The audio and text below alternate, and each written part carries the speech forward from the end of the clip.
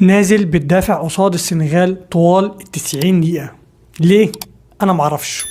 يعني منتخب وصل لنصف نهائي أفريقيا، فالمفروض يكون عنده جودة لعب أو تكتيك أو طريقة لعب تخلي المشاهد المحايد، مش بتكلم على حالتنا زي مصريين، يعني بتكلم على المشاهد المحايد، إنه لما يشوفك يقول فعلا إن المنتخب ده يستحق الوصول للدور ده. عكسنا طبعا إن إحنا عارفين إمكانيات لاعبتنا وعارفين إمكانياتنا عموما، يعني فمنتخبنا ما قدمش أي حاجة بصراحة قصاد السنغال طوال 90 دقيقة. حرفيا إحنا نازلين بندافع فقط لا غير. طب نلعب على المرتدة. حرفيا أنا ما شفتش أي هجمة مرتدة للمنتخب طوال 90 دقيقة بالمعنى الحرفي، أنا مش ببالغ. حرفيا مفيش أي هجمة اتعملت بشكل منظم لمرمى إدوارد مندي حارس منتخب السنغال. مفيش غير كورة واحدة فقط لا غير وصلت أو اتشاطت على مرمى إدوارد مندي، غير في الدقيقة 94 من عمر مرموش. عمال بفتكر أي كورة وصلت له تانية، مفيش.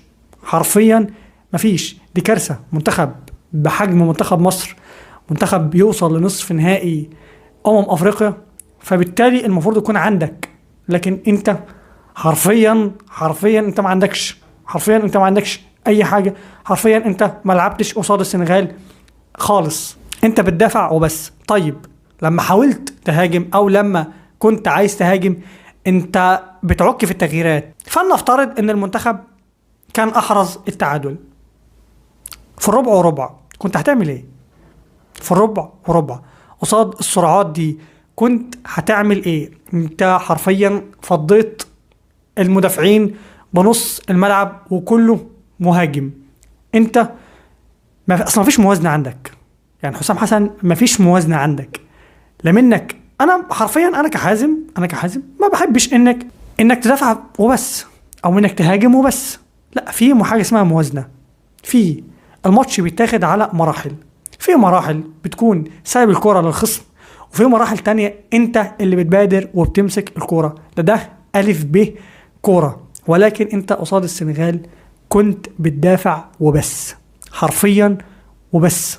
المنتخب ما كانش عارف يعمل ايه لما كان بيجوله الكرة. الحاجة الوحيدة اللي لاحظتها المنتخب كان بيلعب عليها هي حاجة واحدة بس، ان لما الكرة بتكون عالية ورايحة لدفاعات السنغال، لعيبة المهاجمين ونص ملعب كانوا بيضغطوا عشان يغلطوا دفاع وخط نص السنغال.